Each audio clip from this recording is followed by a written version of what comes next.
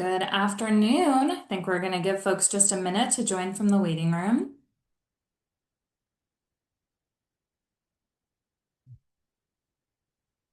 All right, looks like we have a good group.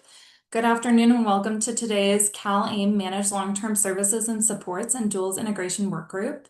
We have some great presenters with us today, including Lauren Solis, Chief in the Office of Medicare Innovation and Integration at DHCS, Christopher Tolbert, Section Chief in the Office of Medicare Innovation and Integration, and Teresa Hasbrook, Branch Chief in the Medi-Cal Eligibility Division. A few meeting management items to note before we begin. All participants will be on mute during the presentation. As a reminder, the monthly MLTSS and Duals integration workgroups are designed to provide stakeholders with the opportunity to ask questions. We ask that the plans that join these calls hold their questions for the multiple other workgroup venues they have with the department throughout the month. Please feel free to submit any questions you have for the speakers via the chat. During the discussion, if you'd like to ask a question, please use the raise hand function and we will unmute you. As a reminder, the PowerPoint slides and all meeting materials will be available on the DHCS website soon. Next slide, please. So at this time, we'd ask that you take a minute to add your organization's name to your Zoom name so that it appears your name-organization. To do this, click on the participants icon at the bottom of the window, hover over your name in the participants list on the right-hand side of the Zoom window, click More and select Rename from the drop-down menu, and then you can enter your name and your organization as you would like it to appear. Next slide, please. All right, we have a packed agenda for today, so we'll start off with some HR1 updates. Next, we'll discuss the 2026 Medi-Medi Plan expansion.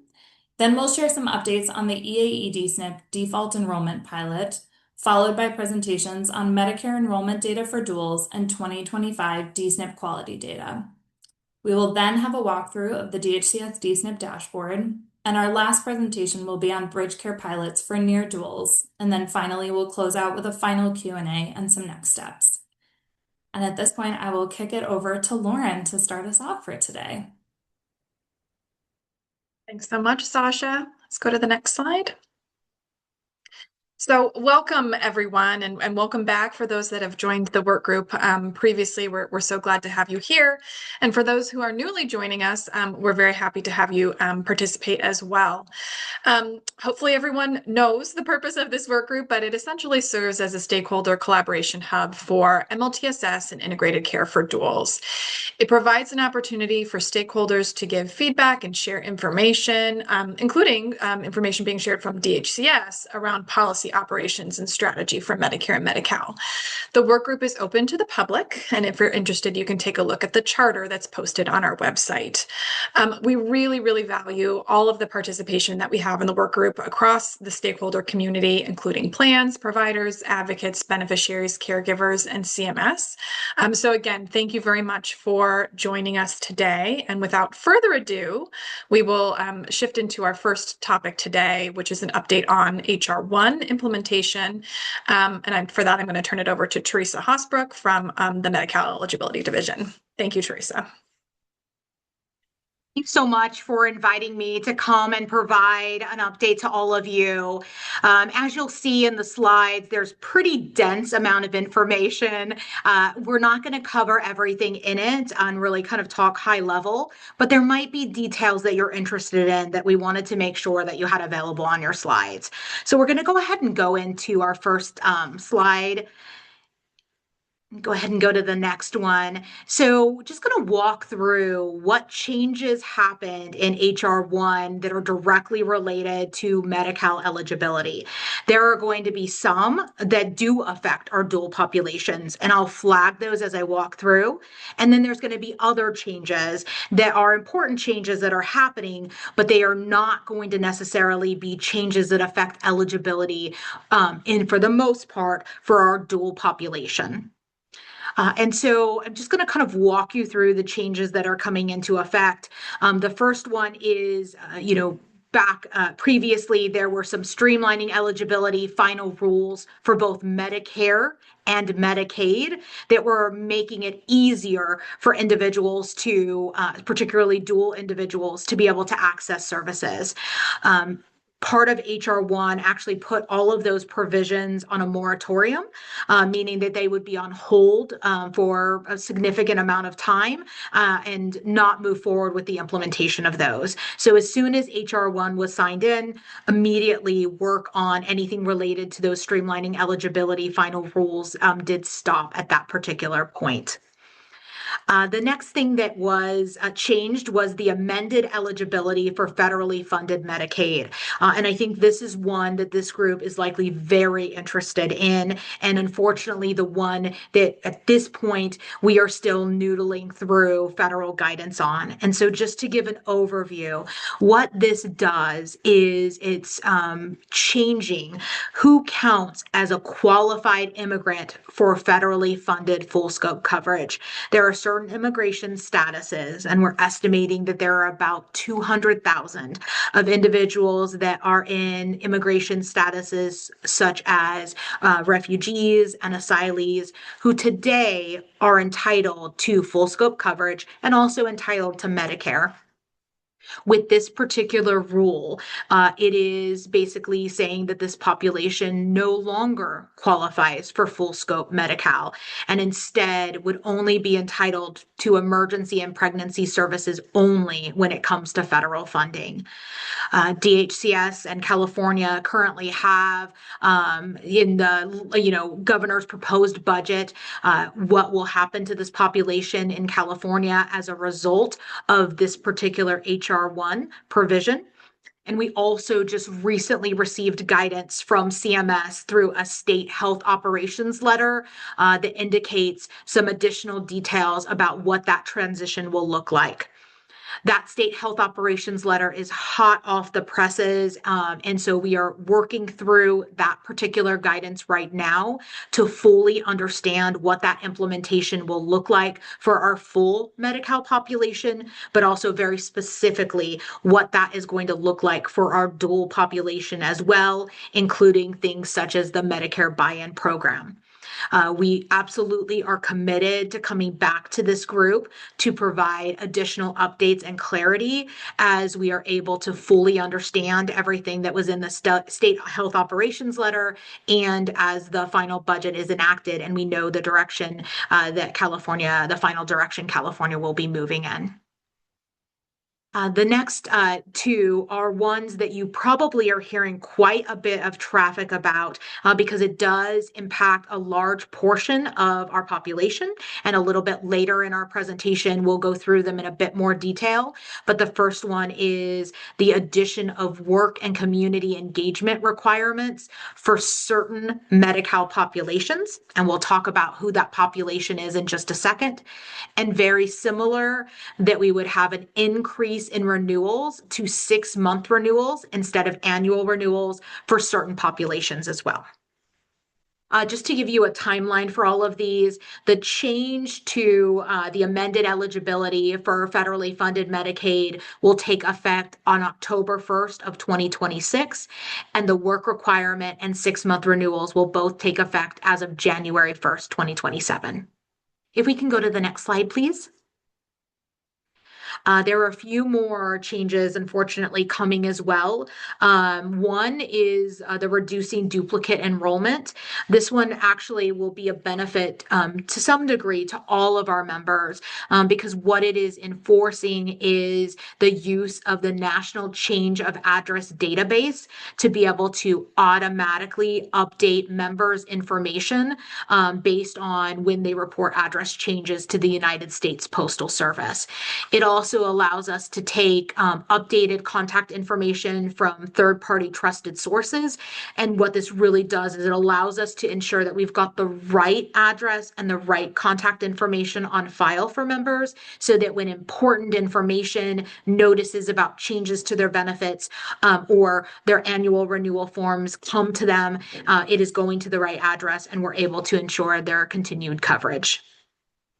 That will go into effect on January 1st, 2027, with a later additional database that CMS is creating will come into play on 10/1/2029 that will provide additional updated address information.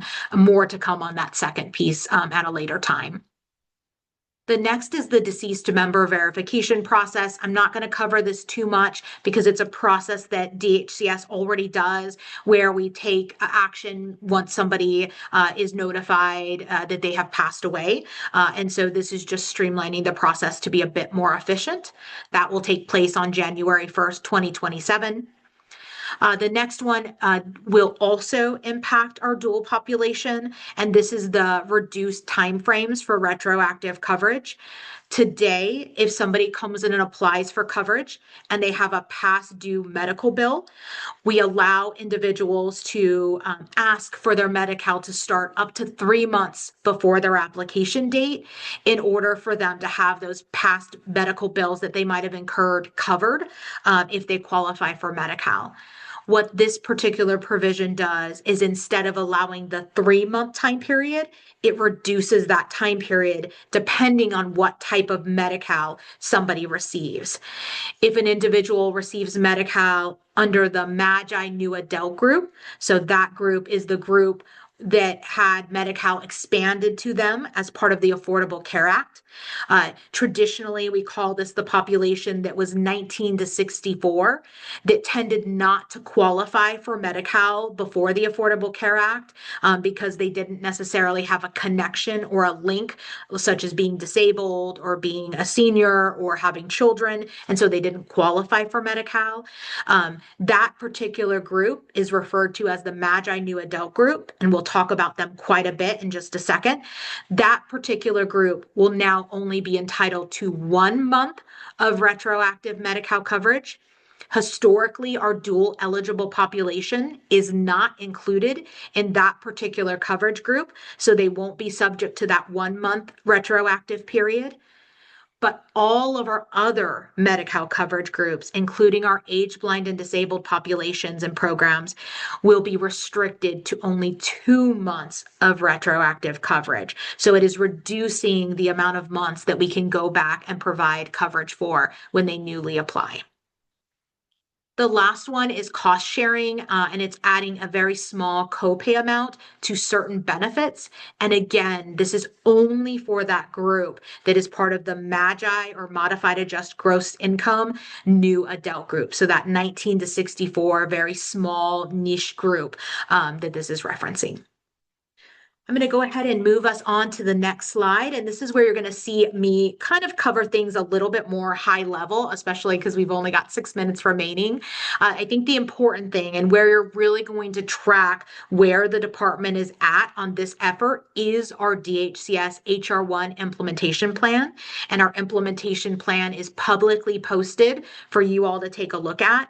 It goes over California's approach to all of the provisions, as well as some of our outreach efforts and other things that we're doing to ensure that California is ready, and we try to keep as many people on coverage as we can as we face these very challenging federal changes. There is also a recording of a walkthrough of that implementation plan that can be found at the very same location. Key components of those plans include, all of these different things that are listed here that really help keep us focused. Those include, automating to protect coverage. So really using our system to make sure people stay in coverage, making sure that we are communicating clearly to our members, but also really importantly to those folks that are helping our members navigate all these major changes, that we're trying to simplify the renewal process for the populations that are going to have to renew more often now, that we're educating and training Medi-Cal members and those who serve them. And so you're going to see that we'll be rolling out some train the trainer services, similar to what we did during the continuous coverage unwinding and other sessions, to our partners, to make sure that you all are well informed about what is happening and that the message to our members is consistent no matter who is engaging them. And finally, it's really important. We learned this lesson, very valuably during the unwinding, that timely and transparent and consistent communication with our partners is what is going to help ensure that California mitigates as many of these sort of negative things that are happening to our program as possible. So go ahead and moving us to the next slide. I really am going to talk about these things super high level. Again, I mentioned that this is likely not going to affect your population, but wanted to include this slide just for your awareness. Individuals that are in the Magi New Adult group will now be subject to a renewal every 6 months. This is only that population that are subject to this particular renewal cycle. Individuals that are dually covered in Medicare and Medi-Cal will continue with their annual enrollment. The only time we might see that change or that impact a little bit is as people are transitioning maybe from not being in Medicare to being in Medicare as they aged into the program. There will be a little bit of overlap where the county needs to do that redetermination. So that would be the only sort of overlap with the population. But otherwise, the other population will be subject to that new 6-month renewals. Because renewals are done at the individual level, if you have a household where one person is a Magi New Adult person and the other is in another Medi-Cal program, only the person that is part of the Magi New Adult group will be subject to the renewal. If for whatever reason that renewal is not turned in, nothing will happen to the other person on the case. And I think that's really important to note as we do have families that are mixed statuses. We'll go ahead and go to the next slide, which is the overview of work reporting requirements. And there's quite a few slides on this that is really more just for your information for you all to take back with you. But very similarly, that same Magi New Adult population. So you're beginning to see a trend that these changes were very focused on this particular group. The Magi New Adult group will also be required to meet work and community engagement hours of at least 80 hours per month unless they meet an exemption. The great news is, even if we have a Medicare member who happens to be stuck in the Magi New Adult group, which we know can sometimes happen while the county is waiting to do that transition to another coverage group, having Medicare alone is an exemption from them having to be subject to these work and community engagement requirements. So we don't believe our dual population will be subject to these at all. But of course, we want to make sure all of our partners have awareness about this particular piece. And sort of in all of the following slides after this, and we can just sort of skip through them and I'll just talk through what information is contained there. If we go to the next one, this is just really walking through what fits in exemption, what fits in our qualifying activities, and what is allowed from a compliance perspective in order to meet these, and at what point we have to look at them. This is really just for information only. And, certainly if you have questions on it, happy to answer them. But in the interest of time, I'm going to not go any deeper than just kind of explaining the purpose of this particular piece. The next slide is really getting into the details about those exemptions and who actually qualifies for them, including some short-term hardship exemptions. You're going to see that the department will be doing quite a bit of education in dedicated training sessions where we will talk about the details of this and what the department is doing to use data to help verify a lot of these exemptions so that there is no burden to our Medi-Cal members in some of our other sessions. For the purposes of today, I just want you all to have awareness that there are exemptions for this, and these are what those exemptions have, just in case you get any questions from folks or you start to hear about that so that you have understanding of what other populations might be subject to. All right, I'm going to move us to the next slide, which is just a really important one to say that very similar to the unwinding, we had sort of a full rollout of an outreach plan and some key messaging that we passed along to our partner organizations to be able to use as well. So that when we were explaining these things, we universally were explaining these changes using the same language, using the same materials, so that our members did not get mixed messages from us. And even beyond our members, people that are looking to newly apply.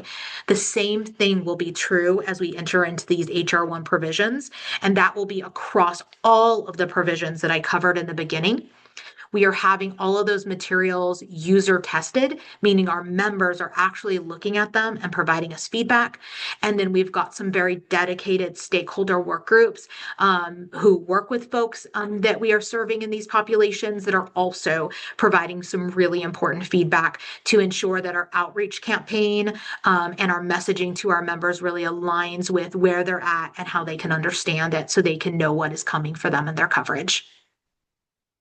And then lastly, I think we've got some information about our coverage ambassador program, which I always make sure we promote. We know obviously you're in this meeting and you're hearing updates, but if you want real-time information or you want access to all those outreach materials that we're developing, becoming an ambassador doesn't commit you to have to do absolutely anything. It doesn't cost you anything, but it means you're getting all of that really important information at your fingertips in your inbox. So highly encourage you all to sign up if you haven't already.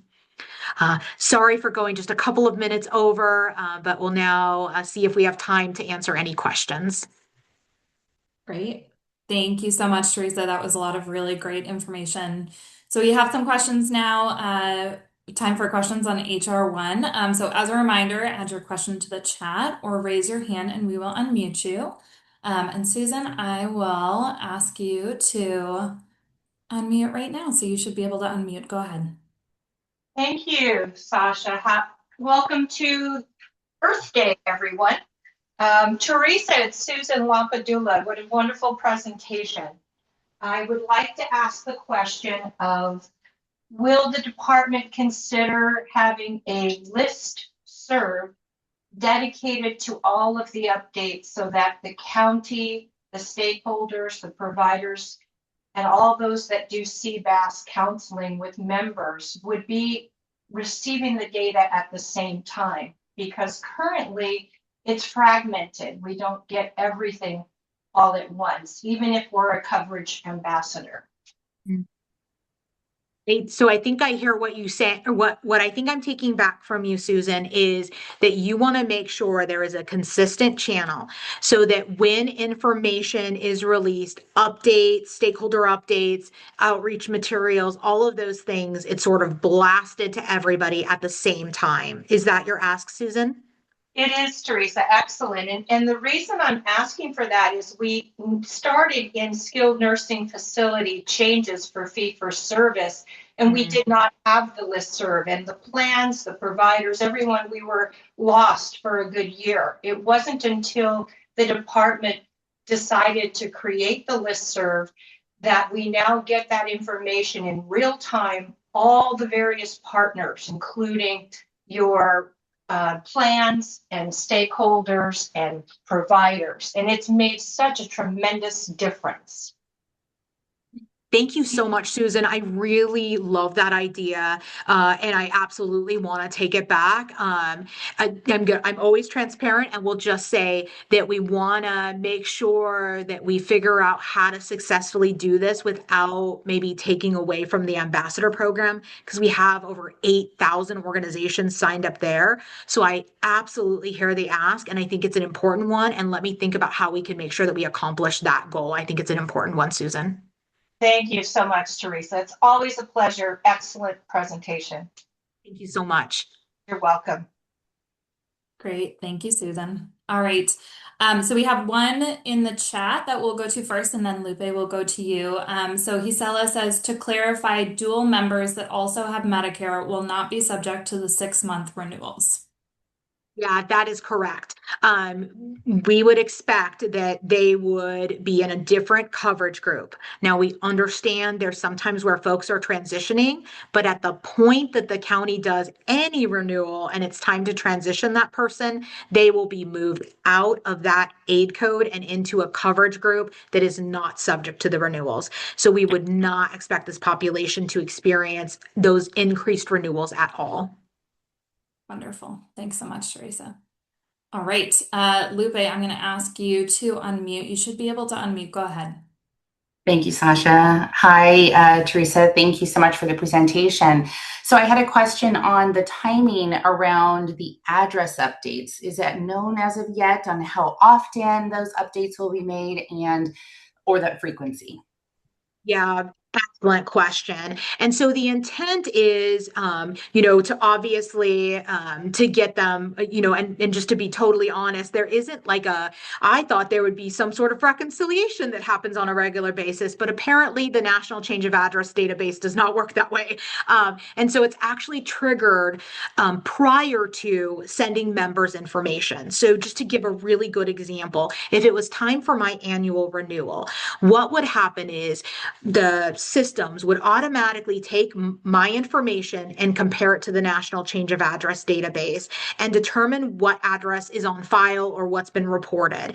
And if it does not align with the address that I have on file and there's been an update since the last time they engaged the system will know to automatically update the address and then send it to the correct individual's address at that point. So it is triggered directly based on when we are ready to mail something to individuals, so it's real time. And there's a couple of different places where that will be happening. And so we believe that we will be able to naturally get those address updates throughout the year just through general mailings that we have with members.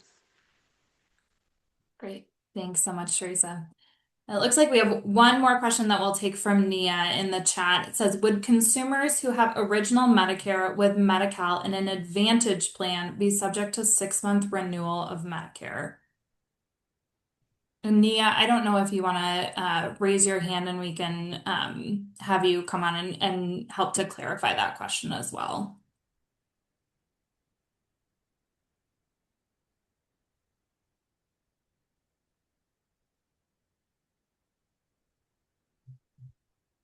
Not sure if the question is specific to the Medicare side. What I will just generally answer on the Medi-Cal side is that those individuals would not be subject to any renewal on the Medi-Cal side. Any impacts of HR1 directly with Medicare and any of the Medicare processes, I would have to defer to someone else. But from the Medi-Cal side, they would not be subject to it, regardless of any of those pieces. Great. Thanks so much, Teresa. All right. And then I think just one last quick one from on. Under the exemption for medical frailty, is HIV/AIDS considered one of the complex medical conditions? Yeah, fantastic question. And so one thing I didn't get in the weeds about, but I certainly will here based on that question, is to say we in California want to try to exempt as many people as possible, right? We know the work and community engagement requirements are going to be a barrier to coverage. So if people fit within what we believe the CMS definition of these things are, then we are going to take full advantage of that. And one way we're doing that is through claims data and looking at any particular claims that we think would align with the overarching definition of medical frailty based on what we're hearing from CMS, but also current existing policy that exists out there. And so HIV and AIDS was something that our stakeholder partners absolutely lifted up and is part of the claims data that we are looking at to do the auto exemption for. Wonderful. Thanks so much, Teresa. All right, well, we really appreciate the extra time and the really detailed presentation. And then for folks, just as a reminder, we will be sharing the slides on the DHCS website. As Teresa mentioned, they have additional information. And so now I will pass it back over to Lauren for some updates on the 2026 Medi-Medi Plan expansion. Thank you, Sasha. And thank you again, Teresa. That was a wonderful presentation. Okay, I'm now going to shift gears and talk a little bit about the expansion of Medi-Medi plans, which we just newly launched in a number of additional counties on January 1. The slides that I'm going to go through today are probably familiar. We've presented them before. So for those that have seen them in the past, please bear with me. Toward the end, we're going to go over the current status of the newly launched Medi-Medi plans. But for those who are newly joining, we wanted to make sure we gave them the foundational information about Medi-Medi plans and their approach. So let's go to the next slide. All right, so I'm sure everybody here knows what a dual eligible is, but it's individuals who qualify for both Medicare and Medi-Cal. In those cases, Medicare covers as primary doctor visits, hospital stays, labs, prescription drugs, and other benefits. And then Medi-Cal is the secondary coverage. It pays for Medicare Part B premiums and copays. And then it also provides additional services that Medicare may cover, but Medi-Cal covers more generously, or covers services that Medicare does not cover. like long-term stays in a skilled nursing facility, dental, HCBS like the IHSS program, transportation, and other benefits. Next slide. In California, we have about 1.8 million duals, and that represents about a quarter of Medicare members overall. Across the state, about half of duals are in original or fee-for-service Medicare, and then the other half are enrolled in some type of Medicare Advantage plan, including integrated plans like Medi-Medi plans, which we'll talk about more in a moment. All dual-eligible members in California are enrolled in a Medi-Cal managed care plan, or MCP. Next slide. Okay, so let's talk about Medi-Medi plans. Next slide. So for most duals, Medicare and Medi-Cal operate separately. They are distinct programs. They have different funding streams, which can cause fragmentation. And that can be very confusing and hard to navigate, particularly for duals, which tends to be a vulnerable population. They have a lot of healthcare needs. And having those two separate systems, again, it can be challenging and may not provide person-centered services. So that's where the CalAIM approach comes in. We have health plans under CalAIM required to coordinate care across Medicare and Medi-Cal, and these are known as Medi-Medi plans. Previously, Medi-Medi plans were available in 12 counties, and then as of January 1 of this year, they launched in an additional 29 counties as well. If you're interested, you can see a list of Medi-Medi plans by county on our DHCS website. Next slide. So this shows a map of current Medi-Medi plan availability. The orange color shows the counties that were previously launched, so in 2023 or 2024. The darker blue shows the counties that were newly added just as of this year. The polka dot shading shows where a Medi-Medi plan was newly added this year, and then there's going to be an additional Medi-Medi plan option at a later time. And then the lighter blue color indicates the counties where Medi-Medi plans will also be phased in later. There's no current availability there. Next slide. Okay, so looking a little bit further into Medi plans under the hood, they are a combination of a dual eligible special needs plan, or D-SNP, plus a Medi-Cal MCP. The D-SNP is considered a type of Medicare Advantage plan, and it's only open to dual eligible members. The Medi-Medi plans operate with exclusively aligned enrollment, which means that individuals can only enroll in the D-SNP if they are also enrolled or in the process of enrolling in the companion Medi-Cal MCP. So it's one parent organization that is responsible for both the D-SNP and the MCP. So they are still two separately, technically separate entities, but from the member's perspective, they look and feel like one plan. They have, one set of member materials, one phone number to call, an integrated appeals and grievance process, etc. So it's much more cohesive, coordinated, and person-centered. Members who are enrolled in the Medi plan receive coordinated care. And although, again, it's the D-SNP is providing the Medicare services, the MCP is providing the Medi-Cal services, it's doing so in an integrated fashion. Important to note that although we think there's numerous benefits to joining a Medi-Medi plan, enrollment in them is completely voluntary. Next slide. So care coordination is really the hallmark of Medi-Medi plans. They help members access all of their available Medicare and Medi-Cal benefits, including those that are carved out. So across physicians, hospitals, prescriptions, labs and x-rays, transportation, DME, LTSS, community supports, nursing facilities, behavioral health, dental, the Medi-Medi plan is responsible for coordinating across all of it. You may have heard of the Medi-Cal Enhanced Care Management, or ECM program under CalAIM. We have something similar in the Medi-Medi program. We call it California Integrated Care Management instead, to help distinguish from ECM, and we'll talk more about that in just a moment. Next slide.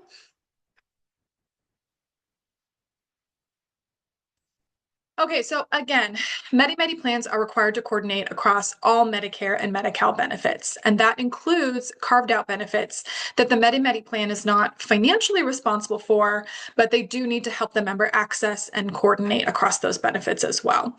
So that includes things like IHSS, MSSP, behavioral health services that are provided by the county, and dental. Important to note that joining a Medi-Medi plan does not impact a member's IHSS IHSS benefits at all. We know that duals tend to be high utilizers of IHSS. If they join a Medi-Medi plan, they keep their IHSS providers and hours, and they still retain the right to hire, fire, and manage their IHSS providers as well. So no change there when joining a Medi-Medi plan. Next slide. Okay, and similarly, members in Medi-Medi plans also can continue to receive community supports, another initiative under CalAIM. The community supports are provided by the member's Medi-Cal MCP, and the Medi-Medi plan is responsible for coordinating those community supports along with other Medi-Cal benefits. I started to talk about this a little bit, but getting a little more in the weeds on California Integrated Care Management, or CICM. That is the ECM-like care management program that Medi-Medi plans offer. The reason why we kind of distinguish the two is because in Medi-Medi plans, the federal government has requirements around care coordination expectations for D-SNPs that the Medi-Medi plans have to meet. And so in order to reduce any sort of confusion or duplication, instead of having the ECM provided by the Medi-Cal MCP, we've layered the ECM requirements on top of existing federal requirements for care coordination for the Medi-Medi plans. Again, in order to reduce any confusion or duplication. So the care management, it's provided by the member's D-SNP. They get, again, similar level of involvement as they would with the ECM, similar populations of focus and criteria to qualify, et cetera. It's just shifting the requirement over to technically the D-SNP side of the Medi-Medi plan. Next slide. Okay, another important aspect of Medi-Medi plans is, of course, access to providers. If a member's current provider is not in the Medi-Medi plans network, that provider could, of course, seek to join the network, or the Medi-Medi plan could help the member find a new doctor. But it's important to note that when a member joins a Medi-Medi plan, they are offered a continuity of care period up to 12 months to continue to see providers that they have an established relationship with. The provider and the Medi-Medi plan need to agree to terms, of course, but when they can come to that agreement, again, the member can continue to see that provider for up to 12 months with the goal that hopefully that provider will ultimately become part of the Medi-Medi plans network. Next slide. Okay, so for those who are interested in joining, next slide. Eligibility criteria include having both Medicare Part A and B, have to be 21 and older, and then live in one of the counties that offers Medi-Medi plans. Member enrollment in Medi-Medi plans is voluntary. I already mentioned it, but important to stress. For those that are interested in enrolling, they can contact their Medi-Cal plan or 1-800-Medicare. Next slide. And then I won't go through all of this, but we have a number of resources for both members and providers and other stakeholders as well. We have a fact sheet that's translated into a number of different languages. We also have the HICAP and MMOP, which can help provide support to members as they navigate decision-making for their coverage. And then we have a number of other web pages that provide more information about Medi-Medi plans generally. So definitely save this slide, take a look. Next slide. Okay, so without further ado, let's talk a little bit about how the launch is going for the 9 new Medi-Medi plans that started on January 1. As of this month, enrollment in those plans is approximately 4,000 individuals. It's a relatively low number in relation to the broader Medi-Medi plan enrollment in other more established Medi-Medi plans across the state.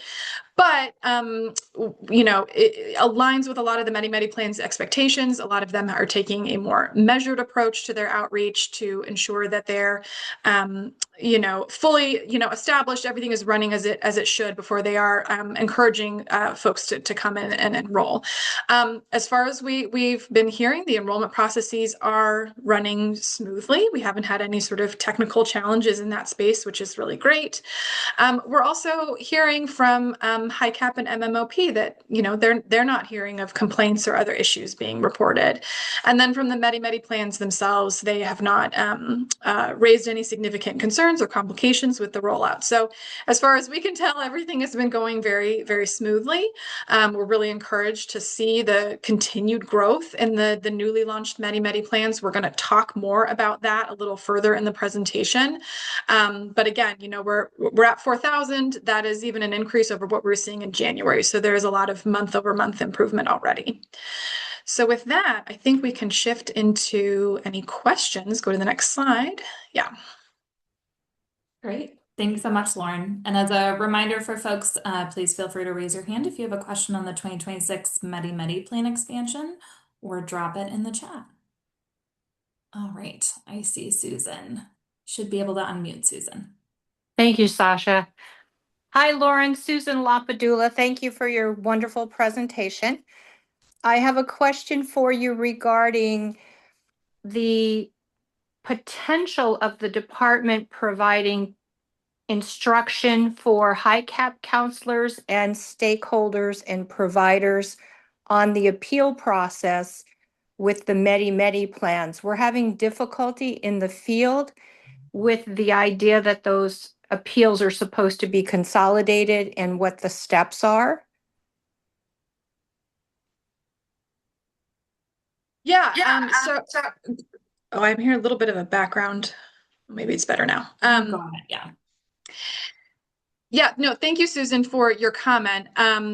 We do educate HICAP and have shared information with them about the integrated appeals and grievance process, but we're always happy to refresh. If there are additional sort of questions about how integrated appeals and grievances should work, we definitely welcome an email to our OMI inbox, and we're happy to help work through any sort of considerations there. Great. Thanks, Lauren. Any other questions from folks?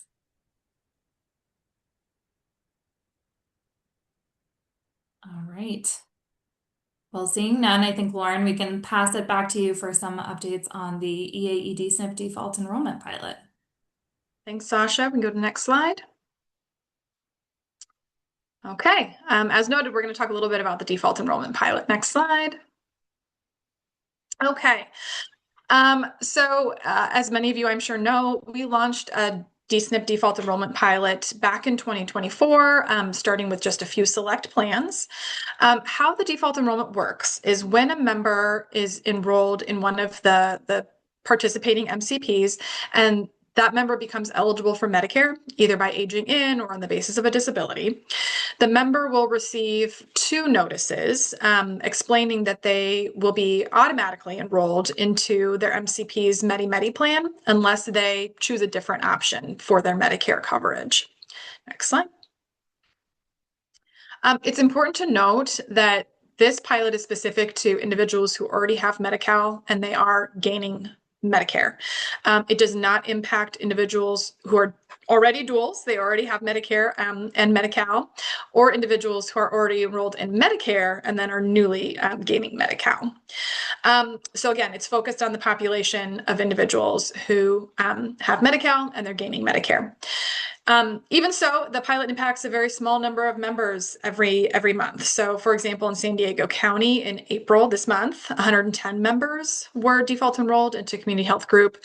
And then in San Mateo County for Health Plan of San Mateo, this month, 25 members were default enrolled. So again, a very small number, relatively speaking. Next slide. Okay, so a little more on the participating plans. So Community Health Group in San Diego, they started sending their initial notices in June of 2024. Health Plan of San Mateo started in January of 2025. And then Kaiser most recently started sending their notices in May of 2025. And all 3 of these plans have met with local stakeholders to discuss the pilot. DHCS has also worked very closely with these plans on the implementation of default and overseeing the processes as well. Next slide. All right, so a little bit on Community Health Group. So here's their default enrollment data starting with September of 2025 up through this month. You can see in the middle column, it's the percent of members who received notices and then were ultimately enrolled in the plan via default. And then the last column is the percent of members who disenrolled from the plan within 90 days of being default enrolled into the plan. So you can see relatively high percentages with, pretty good consistency for members who enrolled in the plan via default. And then in that last column, the members who left within 90 days of their enrollment is also relatively low as well. So encouraging signs for the community health data. Next slide. We're seeing similar patterns with Health Plan of San Mateo, a little bit more variability, but again, a very high proportion of individuals who receive the notices for default enrollment are continuing on with that process. And then again, very low percentage of members who actually disenroll subsequent to their default enrollment. Next slide. And then lastly, here's Kaiser. You'll see, again, some variation here, but pretty high numbers in the percent of members who are enrolled via default, including some 100% for certain months. You'll see in the percent of members that were disenrolled within 90 days, we see a lot more variation there. Really, that is primarily due to the very small number of individuals who are being default enrolled into Kaiser. So with a small n, you're just going to see if, just 1 or 2 people end up disenrolling, it can look like a pretty high proportion when the number overall is relatively small. But again, we're encouraged to see these strong numbers from Kaiser as well, and the individuals that are choosing to move forward with the default enrollment. Next slide. Okay, so in sum, since community health groups started default enrollment, they have enrolled 2,150 individuals via that enrollment mechanism. HPSM has enrolled 380 members, and Kaiser has enrolled 63. So again, you can see the Kaiser numbers are small relative to the other plans, and that's why we see a little more variation there. Okay, next slide. All right, so given the success that we have seen over the past many months in the implementation of default and in conversations with plans and advocates around how it's going and the member experience, we have come to a point where we feel it is time to expand the opportunity potentially to some other EA D-SNPs to participate as well. The policy is still in the works, but we are planning to potentially expand that opportunity to the D-SNPs that meet specific performance criteria on 3 measures. The first would be network overlap between Medicare and Medi-Cal for primary and specialty care providers, the SNP care management measure from star ratings, CMS star ratings, and the rating of health plan measure also from star ratings. We selected these measures because we really felt that they were really the most important factors to consider when evaluating a plan's potential to successfully implement default enrollment. For folks who are in Medi-Cal, they're seeing their Medi-Cal provider, having that continuity once they move over on the Medicare side, and that provider is also participating in the Medicare network, we felt was really important. So we wanted to see a high degree of overlap there. The SNP care management measure captures health risk assessment completion, which is oftentimes, the first meaningful touch point that a member has with the health plan, and it sets the stage for their care coordination processes to come. So we felt that that was important to look at as well. And then lastly, with rating of health plan, we wanted to look at the member perspective of their experience in the plan, and rating of health plan sort of is kind of broader, more all-encompassing when thinking about that member experience. And so that we felt that was important to include as well. So there will be much more to come on this around details of the policy, how we will evaluate those measures, and then, of course, the timing for the implementation. So lots more to come on that soon. Okay, next slide. And I think with that, we can move into any questions. Great. Thanks, Lauren. Folks have questions on the EAE default, please feel free to drop them in the chat. Got a couple of notes in the chat. So just a comment from Nia, it would be helpful to see the disenrollment of HCBS waiver consumers with LTSS needs. It's just a comment there for DHCS. We do have a question from Eve. For the satisfaction measure, new plans will not have a result until 2027. When will DHCS make decisions about plans' ability to participate, and what if the plan is too small to rate? Excellent question, Eve, and that is something that we have contemplated as well. There is a lag in reporting, and we are anticipating having an avenue for plans who do not yet have reportable data because they are too new to have a vehicle to qualify. More to come on what that might look like, but what we're considering is having an element to look at the model of care approval from NCQA as the sort of bridge until they have the data to inform a decision on the measures that I outlined. Great. Thanks for that question. Any additional questions on the EAE default?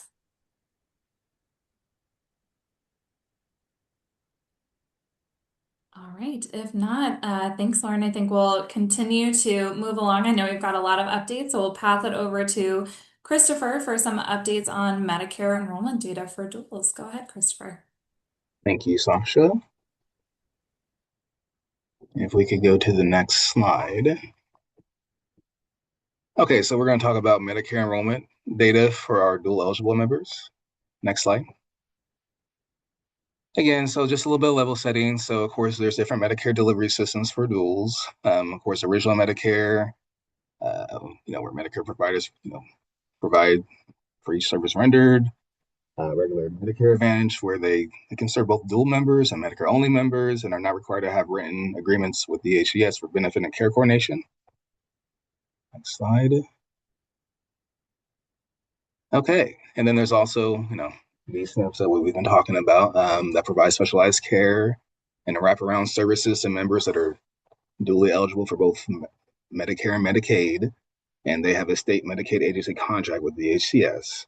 Of course, we're talking about Medi-Medi plans here. They have integrated D-SNP care coordination requirements with their integrated member materials, integrated appeals and grievances. And of course, membership is limited to duals who are also enrolled in the affiliated Medi-Cal managed care plan. And of course, the non-EAE D-SNPs, those plans do not have an affiliated Medi-Cal managed care plan. And then we have our, fully integrated dual eligible special need plan. There's one in California operated by SCAN, and it provides integrated Medicare and Medi-Cal benefits to the dual members. Okay, next slide. And there's other types of special needs plans, the chronic special needs plans, C-SNPs, and institutional special needs plans, I-SNPs. And of course, PACE, that is the integrated care model that provides medical and long-term services supports to individuals age 55 and older who meet the criteria for a nursing facility level of care, most who are dually eligible. In California, we have a number of PACE organizations. Okay, next slide. Okay, so this is the Medicare managed care enrollment for duals in California. And so we just have data from October 2024 to October 25. Don't have any more recent data yet for the whole system, but soon we will. So, as you can see, there's been a gradual increase of dual eligible members, enrolling to Medi-Medi plans over the course of the year. Then we also see there's been that gradual decrease of dual eligible members in a regular MA plan. Of course, there has been a steady decrease of duals in the non-EAE D-SNPs as we continue to move on. But of course, there has been a growth of duals in the other special needs plans, which are mostly the chronic special needs plans. And then also, it's also good that the growth in PACE and the SCAN FIDE SNP as well. Okay, next slide. Okay, so this is just a pie chart. What we have is from October 2025, but again, still a little bit more than half of duals, they are in original Medicare. For this one, it says 20% for Medi-Medi plans, but more recently it's going to be a little bit higher, based off the data that we have, as of April. And I would suspect it'll probably be a little bit higher for SCAN and PACE as well. It may be similar for the other SNP, and I think it's going to go down for the non-EAE D-SNPs once we have more available data.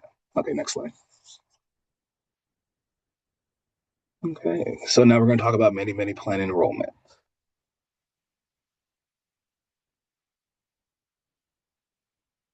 Okay, so as of April 2026, enrollment across all Medi-Medi plans is approximately 473,000.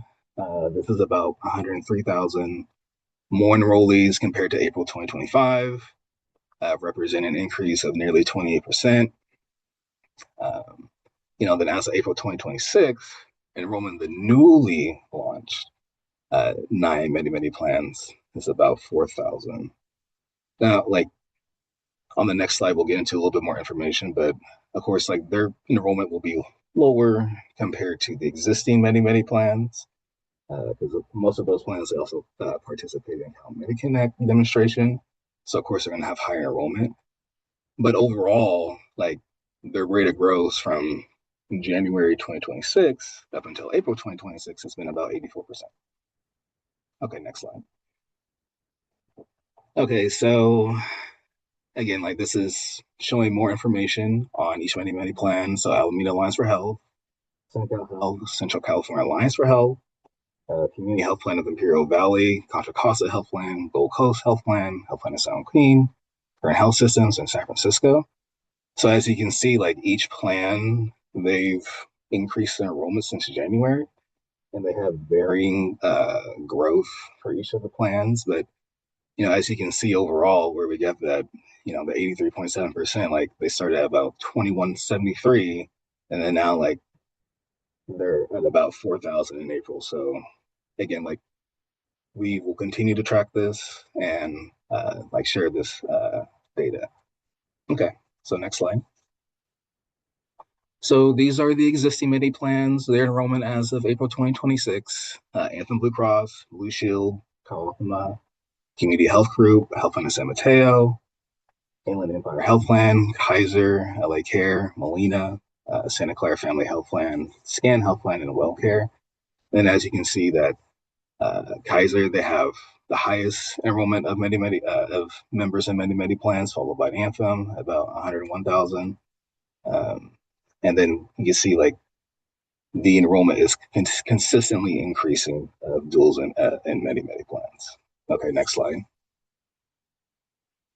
Okay, so as I talked about on the previous slides, there's 473,349 duals and Medi-Medi plans, and then there's 39,067 in non-EAD SNPs, which are all close to new enrollment.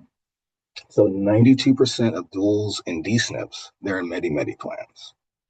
And we got this information, the enrollment information, from a CMS webpage. It'll be like on the slides once we post them, and then they update their enrollment monthly. Okay, next slide. Okay, any questions? Great. Thanks so much, Christopher. As a reminder, feel free to raise your hand or drop any questions in the chat. Looks like we do have a comment question from Meredith in the chat, who's interested in learning about iSNP enrollment as well, if those numbers are available. Christopher, is that something you can speak to? Yeah, so we do have a website. It's like Medicare Advantage options for duals. Like it is posted there. So we do have that information where we have like enrollment by each of the types. And I'll provide like a link in the chat after I'm done. Thanks so much, Christopher. Question from Nia in the chat on whether there is data on what major medical providers accept Medi-Medi plans. I don't think we have any data on that, but I think that data would be like on each of the plans' website. So you would have to check with each of the Medi-Medi plans. Great. Any other questions on this presentation?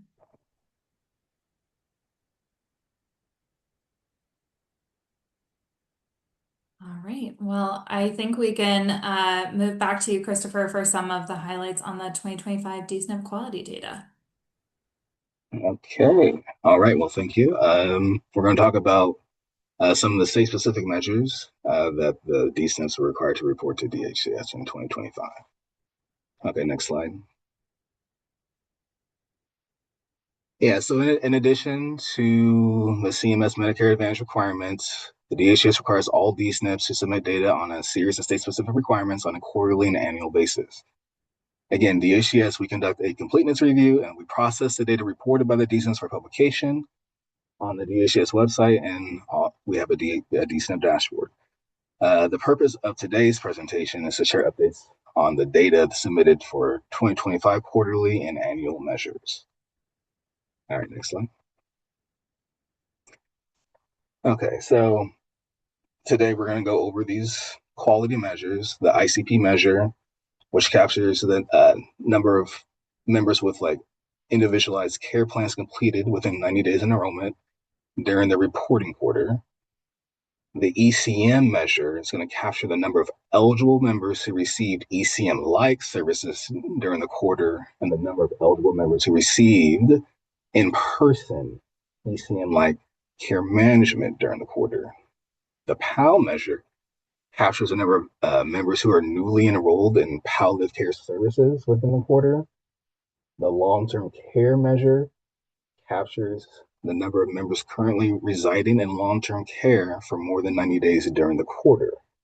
And then the CHA measure captures the number of members age 65 and older who had their cognition assessed during the year. Next slide. Okay, so this first slide is about the individualized care plan members with a care plan completed, again, within 90 days of enrollment. So we have the entire year for 2025, the first quarter, second quarter, third quarter, and fourth quarter. And then we have our Medi-Medi plans and the scan FIDE SNP, the non-EAD SNPs, and all, and then of course all D-SNPs. So, as you can see, again, like these change quarterly, like the completion percentage, on a quarterly basis. And of course, all these SNPs, we're just adding all the data together for this. Okay, so next slide. Again, so this one, ECM-like services in the D-SNP. So this one is the total members that received ECM-like services. So again, we have it for the entire quarter, but also like when you see that percentage there, what that indicates is the number of people that were also eligible to receive ECM-like services. So what we have as a full number is the total members that received the ECM-like services, and that's divided by the people that were eligible to receive the ECM-like services. And of course, we have it for all the Medi-Medi plans, the non-EAD SNPs, and then of course we measure it out across all the D-SNPs in each quarter. Okay, next slide. Okay, so this is ECM-like services continued. So again, like this is for members that received ECM-like services and they had an in-person interaction. So again, like this is for all of 2025, Medi-Medi plans, non-EAD SNPs, all D-SNPs. But again, like when you see those percentages, it's like that is like the percentage of people that received an in-person interaction. When they received an ECM service that had an in-person interaction. So that's what that percentage means. So, of those that had an in-person interaction, like those that received. So you can see like 767, 1701, 1308, 1096. And that's what those numbers mean. Okay, next slide. Okay, so palliative care. So this is total members newly enrolled in palliative care services. And again, so like we just track like the number of people that are newly enrolling that have palliative care. So there's not like any percentages of people that are eligible or anything like that. So this is just like the total numbers across all of 2025. Okay, next slide. Okay, so this is the long-term care measure for the total members currently residing in long-term care for more than 90 days during the quarter. Again, this one is only reported by the Medi-Medi plans and the scan FIDE SNP. So again, like we have it for each quarter, but again, like this is not reported by the non-EAD SNPs. Okay, next slide. Okay, so this one, this is the annual cognitive health assessment measure for members 65 and older. So the measure is total members 65 years and older who received a cognitive health assessment.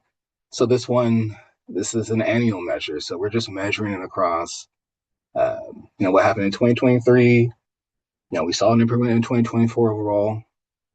2025, like it's kind of similar, but we're like one of the things that we're trying to do, like we're hoping to see like an improvement in this measure in 2026. So we try to make the reporting requirements a little bit more succinct in 2026 so we can see improvements in this measure. Like we really want to see improvements in this measure. So we'll have to like dig into like a little bit like how we can provide TA to the D-SNPs to improve this particular measure. Okay, next slide. Great. Thank you so much, Christopher.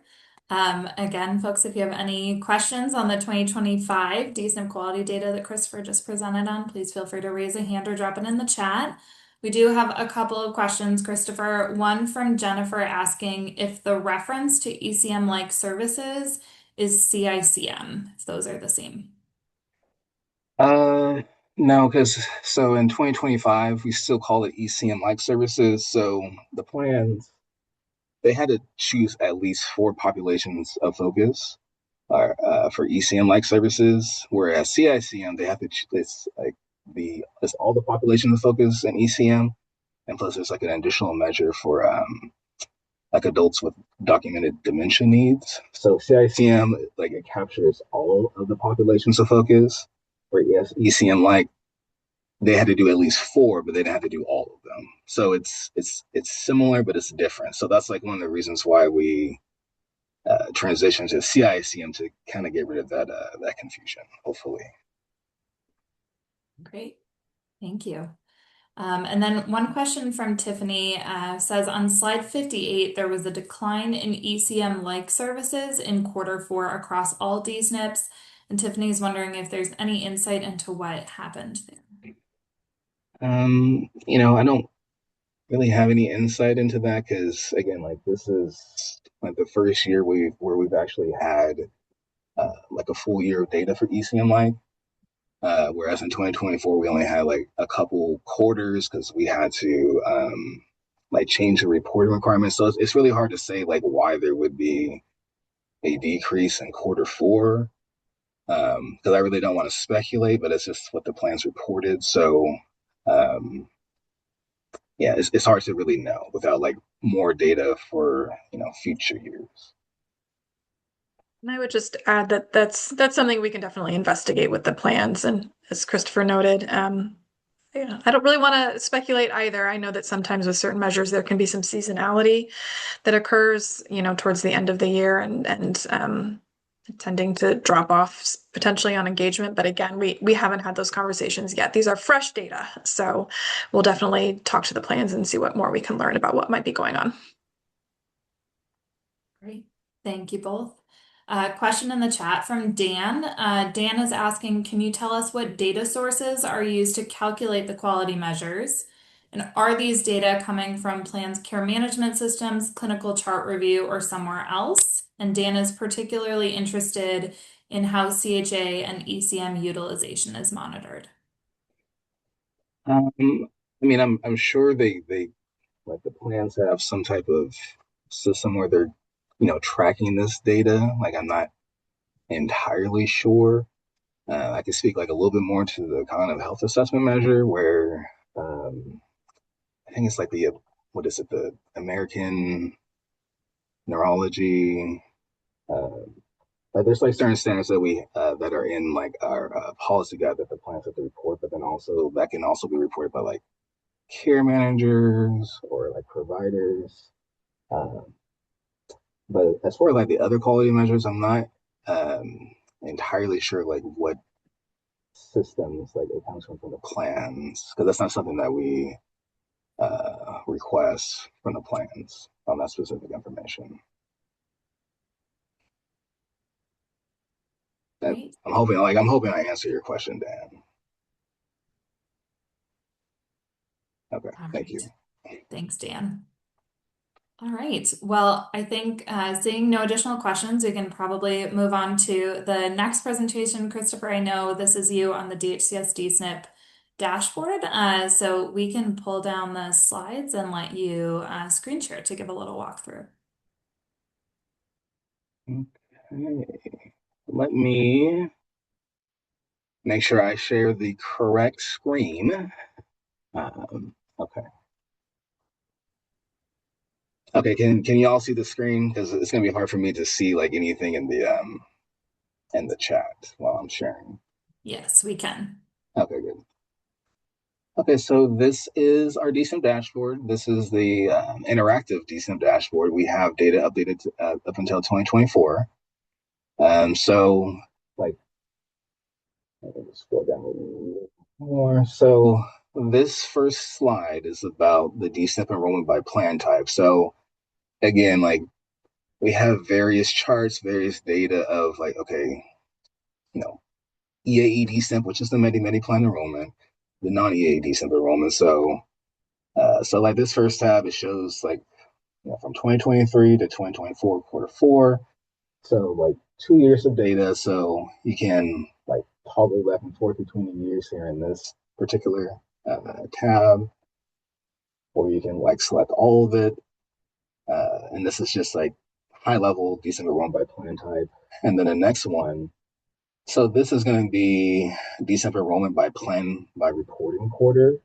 So again, like this is the plan type EAE D-SNP. So you can see like Anthem right here in 2024 Q1, and then you can toggle between the quarters here, so you can see like the enrollment by the plan. You can see like how they're like increasing, decreasing, etc. from each quarter. So like this is what this figure displays in this slide, and then I'll go to the next.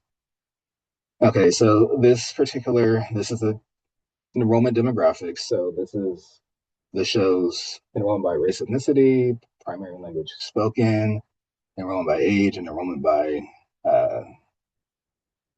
sex. So like as you can see, the plan type EAE, you see like enrollment by different race, ethnicity, enrollment by language, and if I click like on the non-EAE, there is like a difference, a noticeable difference when you toggle between the plan types.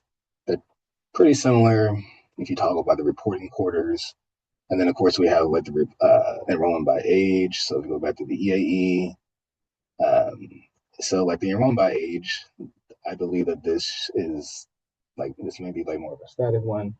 But again, you can see like the differences within demographics. And then I'll go to the next one. Okay, so this wasn't something that we talked about in some of the quality measures. So this is like the health risk assessment. So right now what we're seeing is the 2024 data, which is quite different from 2023. So one of the difference in 2024 data was instead of like people unable to be reached or like refusals, it's just like a straight average of, okay, how many people were eligible for a health risk assessment during the quarter and had one completed. So that's what this one is showing. So when I click on 2023, you can see like there's differences. Like it's the plans, they did not get worse. It was just the way that we calculate it is different from 2023 to 2024. So in 2023, we took out some of those like people that are unwilling to participate and to be reached. So that's why the numbers look the way that they do. So it's not, again, like it's not like the plans that didn't do worse. It was just how the calculations are different. And this is for the health risk assessment. And then this is also for the health risk assessment, but people unable to be located. Again, like these are going to be similar across the years, so it's not going to be showing like a huge difference or anything. And the next slide, again, like as I talked about, like this is members that had their ICP complete within 90 days. It's going to be a little bit different in 2024 because we're just asking for how many people got their ICPs completed within a given quarter, as in 2023. It's going to look like quite a bit different because people that are unwilling to locate or refusals are pulled from the denominator. So that's why the numbers look like quite different. And of course, again, there's a toggle for each quarter and each reporting period when you click like on a certain date, a certain year. So that's what that means. And again, like It's the same. This is like the same measure from year to year. People unable to be located. So this didn't change from 2023 to 2024 and how it's calculated. So this shows referrals. This is like the LTSS referrals, utilization and referrals by Medi-Medi plans. That includes CBAS, the Multi-Purpose Senior Program, Senior Services Program as MSSP, IHSS, and people residing in the long-term care for greater than 90 days. So in 2024, the difference is this is on a per 1,000 member basis, whereas in 2023, I click, it's like, oh, okay, it is also per 1,000 members. Okay, good. So there's like no differences here, but again, like this is just for the Medi-Medi plans. And I'll click on this. So this is the referrals, MSSP, again, per 1,000 members. The yellow line for all of these are always going to be like the average, the statewide average. And then you're going to see what the referrals, people receiving MSSP here, and you get totally from the quarters. And then this is people that were referred to county for IHSS per 1,000 members. Again, it's Medi-Medi plans only. It's like the average. And then, of course, you can toggle between quarters here. And then this is members residing in long-term care for more than 90 days per 1,000 members. So again, Medi-Medi plans only. That's the only ones that we're collecting it from. Again, per 1,000, you can toggle between the years. Yeah, and then in 2023 it was per 100, where in 2024 we did as per 1,000. So there's going to be a little bit of differences. And then again, so this is like showing the same data, but like in a line graph, a little bit different. HRA completion, for 2024, there's varying rates for EAE and non-EAE. And of course, like you can see like the differences of like how it was in 2023 because it's calculated differently. So we have that for the HRA, also the ICP and long-term care. And then some of these are the annual measures that we have, documented discussion of the care goals, Medi-Medi plans and non-EAE. So you can scroll down, and there's also the D-SNP members of care coordinators ratio. This is also on the D-SNP dashboard. And then the annual count of emergency room behavioral health services utilization. Again, like this is the annual count like per 10,000 member months. And that's updated in 2023 as well. So EAE and non-EAE, so you can see that. And then this is just like the acronym list. So again, like because we use acronyms all the time, so it's just easier just to say like, okay, what does these mean? Like, so this is where we would have the acronyms for the D-SNP dashboard. And I will stop sharing. So I don't know if there's any questions. Great. I think we can pull those slides back up. If folks have any questions for Christopher on the D-SNP dashboard, thank you for that helpful walkthrough. I see a comment in the chat from TC just saying that the dashboard looks great and thanks for building out and sharing this useful tool. Any additional questions or comments from folks as we pull the slides back up? Yeah, I do see a question from Jane. Yes, thank you. So this one looks like it's about encounter records, and Jing is asking, do Medi-Medi plans submit member-level encounter records to DHCS currently, and does SCAN submit Medicare-covered member service encounter records to DHCS? Yeah, so the plans, they don't submit Medicare encounters to DHCS. We're gonna get that information from CMS hopefully soon. So like there's no requirement. We've had requirements for them to submit to DHCS, but we can get that encounter data from CMS. So that's like the route that we chosen to take. Thanks, Christopher. Any additional questions from folks on the D-SNP dashboard?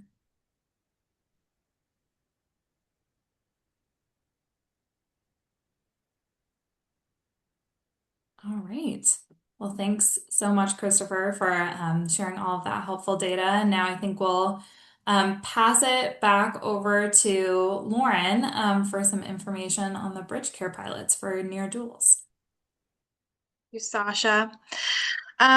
So I wanted to talk a little bit about a newly proposed initiative from DHCS to CMS as part of our CalAIM Section 1115 demonstration renewal. Hopefully folks are tracking that the CalAIM demonstration is set to expire at the end of this year. So we are currently in process with submitting a renewal to CMS to continue on with many of the important work we've been doing under CalAIM, and then adding in a couple of new initiatives, including what we are calling, again, BridgeCare Pilots, which is a targeted program for the near dual population. So as part of the BridgeCare Pilot, the goal is to support older adults, specifically near duals, to remain in their homes and communities, prevent nursing home admission and the impoverishment that can ultimately lead to Medi-Cal enrollment, improve health outcomes, and reduce avoidable healthcare spending. So under BridgeCare, individuals would be provided with a targeted set of HCBS and caregiver supports, and this is again specific to near duals, which we define as Medicare members who are age 65 and older, who have significant health needs, limited income that's just above Medi-Cal limits, and then ultimately lack adequate resources for care. Participants in BridgeCare would be required to pay cost sharing up to a specified % of the average monthly cost of services. Local entities, which we envision to be counties or regions, would opt in to implement the pilot in their region, and importantly, would support the non-federal share of the Medicaid funding. We are requesting federal approval, if they approve this project overall, to also be able to reinvest a portion of Medicare savings that would result from BridgeCare pilots in order to offset the cost of the program. Next slide. So a little bit more on the eligibility and services that we're envisioning under these pilots. So for eligibility, individuals would be age 65 or older. They would be enrolled in traditional Medicare. They would require a level of care that is typically provided in a skilled nursing facility, but live at home or in the community. And then they would need to meet specific financial eligibility criteria, including having accountable income between 138 and 220% of the federal poverty level. So again, it's that income group just above Medi-Cal eligibility, and then have countable assets within Medi-Cal asset limits.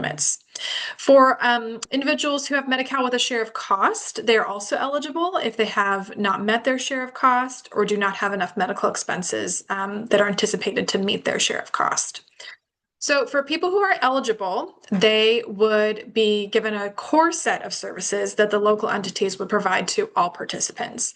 That would include assessments, individualized care planning, care management, personal care services, respite for caregivers, and then the Capable program, which is a time-limited program in the home where an occupational therapist, a registered nurse, and a handy worker team work together to improve independence and functioning in the home.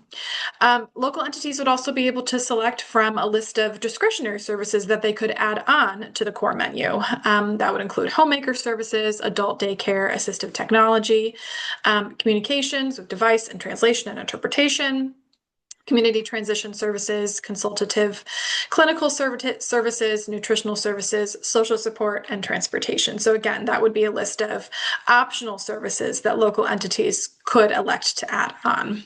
Next slide.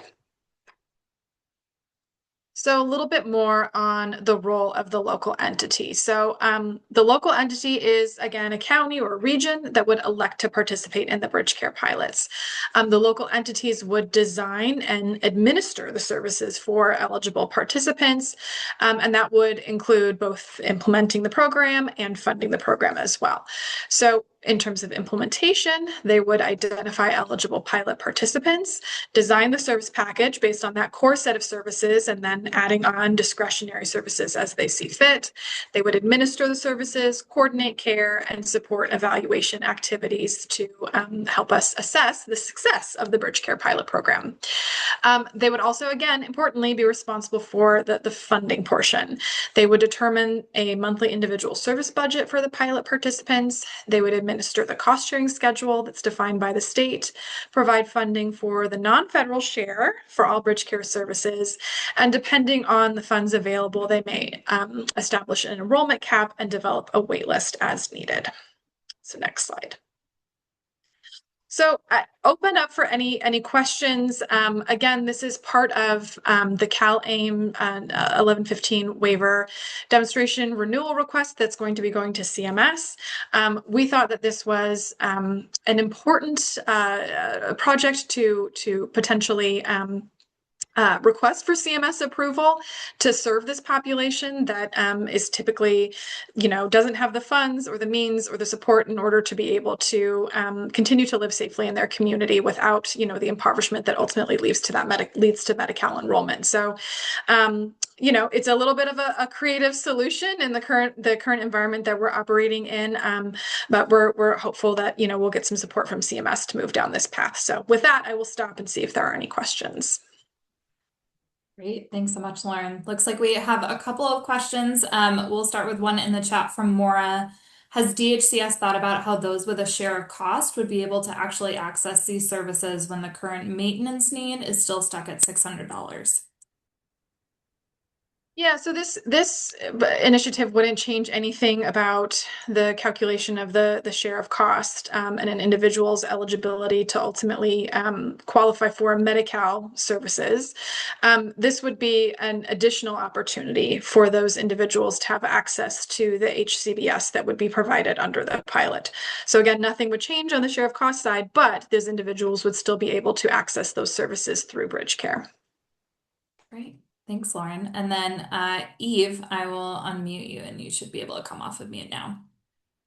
Yeah, so thanks, Lauren. And anything that addresses near duals and supports them is something that I'm highly in favor of. I guess my question is, though, if the intent is to save money on long-term care costs and the local entity, which would be the county, is not at risk for long-term care costs, where would the local entity get funding to provide these services? Or is the expectation that the local entity would work with others who are at risk for the long-term care costs? Well, we are at the moment leaving, it's a great question, by the way. We are leaving it up to local entities to potentially structure the program in the way that makes sense, and that could include partnerships with organizations that may have more of a role in that financing space in some capacity. But I think the important thing to stress is that the local entities would be responsible for upfronting the money. However, the savings that would ultimately accrue to the Medicare program, as part of our request to CMS, we are asking for a share in that savings, and those savings we would pass along to local entities as well. So ultimately, the program may be able to be funded through those savings, but obviously there's a lot of sort of details of how that would technically work that we would still need to figure out. Thanks, Lauren. Susan, I see your hand up. Just a clarifying question in the chat from Hisela. So local entities would be separate from existing MCPs. That's right. Okay. Thank you. All right. Susan, I will go ahead and unmute you. You should be able to come off of mute now. Thank you, Sasha. Lauren, has the department looked at the baby boomers as they're aging and how that's affecting our enrollment in the duals programs? Susan, are you asking, are we tracking changes in the number of duals in the state over time? That, as well as more specific granular data, such as which plans are they choosing to enroll in? Are they choosing a D-SNP? Are they choosing a scan, a FIDE? Where are they going as we are each year, each day actually, in accruing additional elderly joining Medicare because they've aged into it, right? They're healthy, but they're aging into Medicare. Yeah, we track that very closely. Something we pay a lot of attention to. So Christopher in his presentation had some graphics on Medicare enrollment. We have right now through October 2025. More to come on that, but we take a very close look at for folks who are aging into Medicare or getting Medicare on the basis of a disability, what coverage options they are choosing. And we have seen some shifts over time, which has been interesting to track and has helped inform the approach that we take with Medi-Medi plans as well. And and I'll just add for Susan. So like that first link that I put, like additional information on MA options for duals, like that web page, like we do post reports, and it shows again, like it shows duals like in specific Medi plans. Like we don't like post like all the plans like that they're enrolling in, but we do have like the type of plan in those reports as well. So I hope that's something that you're looking for. If that answers the question more detail. So like that's the website to visit. Great. Thank you both. And then just as a reminder too, folks, that Christopher also put the link to the D-SNP dashboard in the chat. So there's a couple of helpful links in the chat for folks to take a look at. All right. Maura does have her hand raised. So Maura, I'm going to go ahead and unmute you. Go ahead. Yeah, I'm sorry. I just wanted to follow up on the point about share of cost and just make sure that whoever's working on this pilot, it doesn't sound like it would change anything. And I understand how Medi-Cal eligibility works. I'm wondering then how practically anyone with an income over 138 would be able to use and access BridgeCare Pilots, since most people who end up on share of cost now cannot access existing HCBS programs. And they also don't have access to, any of the CalAIM community supports through managed care. So just urging the department to think about, if you're kind of thinking about this new creative pilot, that people can't live on $600. So I don't know how that would actually change the use of HCBS services for people who are slightly over the poverty level. Thank you. Yeah, thanks, Mara, for your feedback. And so I do just want to emphasize, so this is a separate initiative from traditional Medi-Cal. So for folks that have a share of cost and aren't reaching their share of cost in order to qualify for HCBS under the Medi-Cal program as it exists today, that would continue on. This doesn't change anything about that, but this is a new program that has a separate eligibility mechanism, and they would be able to, even if they haven't met their share of cost, they would be able to access these services under BridgeCare. Great. Thanks, Lauren. We do have a follow-up from Tara on Gisela's question. If the local entities are separate from the existing MCPs, how would a provider know who the entity is to engage contracting as a provider? Yeah, so there's a lot more to come in terms of program design and exactly how this would look. Again, the local entities that we're envisioning here are counties that would elect to opt in. The counties, we envision we would give them a fair amount of latitude on how they would design their program. So if they want to potentially leverage existing HCBS infrastructure in the county, they could potentially opt to do that. So again, what we're envisioning is the ability for the local entities to design a program that works best in their local context. But if we do get CMS approval to move forward with this, there would be a lot more sort of details that we would need to work out. I hope that answers the question. Feel free to follow up if not. Yeah, Tara, feel free to follow up if there's anything additional from there. All right. Not seeing any additional questions in the chat. But if folks have questions, I know we do have an kind of open Q&A section after this, so feel free to drop them in. I think we can go ahead to the next slide. So we just have a little bit of time now for open discussion with our speakers. If there's any outstanding questions or comments, please feel free to put them in the chat. We did get one from Jennifer asking if there's a time frame for the release of the 2027 D-SNP policy guide. Lauren or Christopher, if one of you has any updates to share on that. In prior years, we are planning to have a stepwise release, chapter by chapter.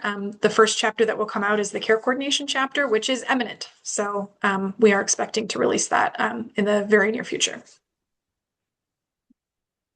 Thanks, Lauren.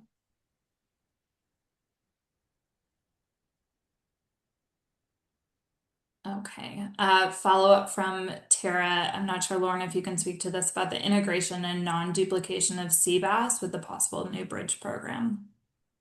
Yeah, so folks who currently have CBAS wouldn't be eligible for BridgeCare by virtue of having Medi-Cal. So this is a pilot that is specifically targeted at individuals who don't qualify for Medi-Cal. So their income is above that 138% of the federal poverty level up to 220%.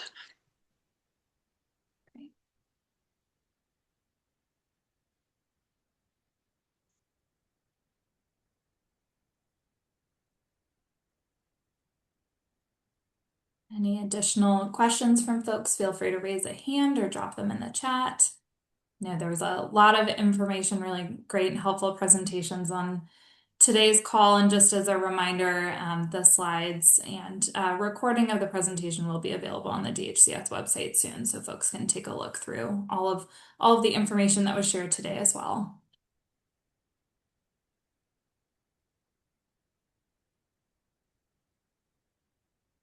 Perfect. And Christopher just dropped the link in the chat for where all of that information will be posted.